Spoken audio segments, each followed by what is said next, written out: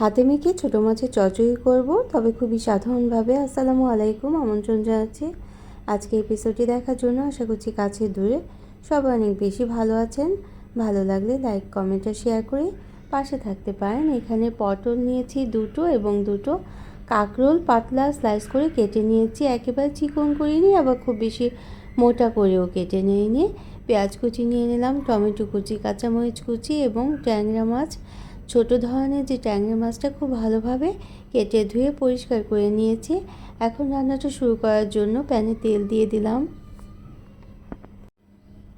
Quarter চা চামচ আস্ত জিরে এবং দুটো তেজপাতা মাঝখান থেকে ছিঁড়ে দিয়ে দিয়েছি, আর পেঁয়াজ কুচি দিয়ে দিতে হবে। এখন পেঁয়াজটা একটু লাল করে নেওয়ার পর কেটে রাখা সবজি দিয়ে দিতে হবে। প্রথমে লবণ দিয়ে দিলাম।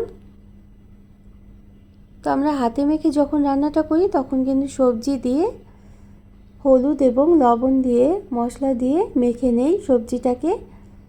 মাছ দিয়েও মেখে নেওয়ার পর তেল দিয়ে মেখে নেই এবং তারপর চুলোয় বসিয়ে দিই। তো একইভাবেই রান্নাটা করব। সব মশলা কষানোর কিন্তু কোনোই দরকার নেই। তেলের মধ্যে পেঁয়াজ কুচি দিয়ে, টমেটো কুচি দিয়ে, লবণ আর হলুদ দিয়ে সবজিগুলো দিয়ে দেব, কাঁচামরিচটাও দিয়ে দিয়েছি। এখন নেড়ে নিতে হবে, খুব ভালোভাবে কষিয়ে নিতে হবে সবজিটা। তো প্রথমে টমেটো এবং কাঁচামরিচ পেঁয়াজটা মশলার সাথে মিশিয়ে নিলাম।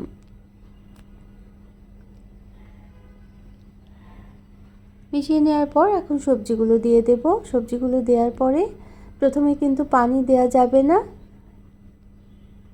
এই টমেটো এবং কাঁচামরিচ আর পেঁয়াজ কুচির সাথে খুব ভালোভাবে মেখে নিতে হবে, নেড়ে নিতে হবে আর কি।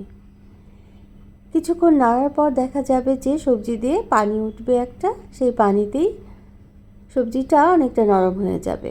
আর এভাবেই কিন্তু হাতে মেখে ছোটো মাছের চচ্চড়ির যে স্বাদটা পাওয়া যায় সেটা পাওয়া যাবে। আর যদি প্রথমে আমরা পানি দিয়ে দেই তাহলে কিন্তু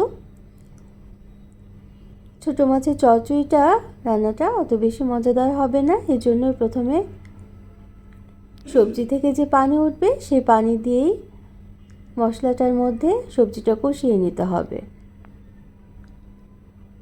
তো রেসিপিটা এই পর্যন্ত যারা দেখলেন, একটা লাইক দিতে ভুলে গিয়েছেন, অবশ্যই একটা লাইক দিয়ে দিতে পারেন। প্রয়োজনে কমেন্ট করতে পারেন আর শেয়ার করতে পারেন ফ্রেন্ডস অ্যান্ড ফ্যামিলির সাথে। আর যারা প্রথম ভিজিট করছেন তারা চাইলে চ্যানেলটিকে সাবস্ক্রাইব করে বেল বাটনটাকে একটা প্রেস করে রাখতে পারেন, তাহলে নোটিফিকেশন পেয়ে পরবর্তী রেসিপিগুলো দেখে নিতে পারবেন। দেখলেন তো হালকা পানি পানি চলে আসছে কিন্তু সবজিতে।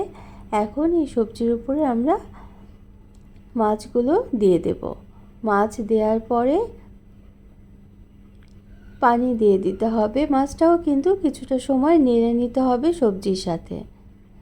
আর এই মাছটা কিন্তু আমরা ভেজে নেইনি, এই জন্য মাছটাকে খুব ভালোভাবে কেটে ধুয়ে পরিষ্কার করে নিয়েছিলাম।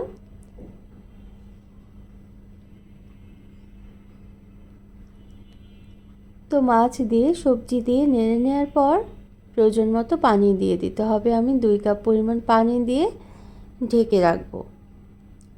প্রায় 10 থেকে 15 মিনিট ঢেকে রেখেছিলাম, কিন্তু কিছুটা সময় পর পর নেড়ে দিয়েছি, নিচে দিয়ে যেন লেগে না যায় সেটা খেয়াল করতে হবে।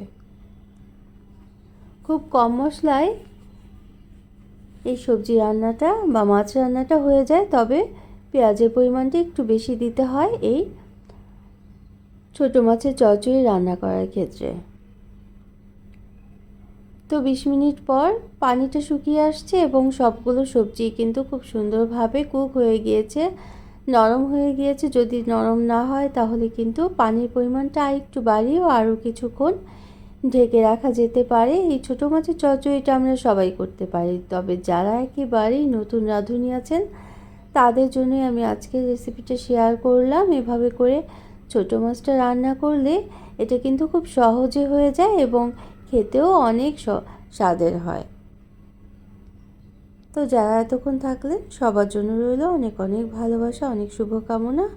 সবাই অনেক বেশি ভালো থাকবেন। অন্য কোনো দিনে অন্য কোনো রেসিপি নিয়ে আসবো। চাইলে ওপর দিয়ে ধনেপাতা কুচি ছড়িয়েও পরিবেশন করতে পারেন। তো একটু শক্ত ছিল, এজন্য আমি আরও 2 থেকে 3 মিনিট ঢেকে রেখেছিলাম।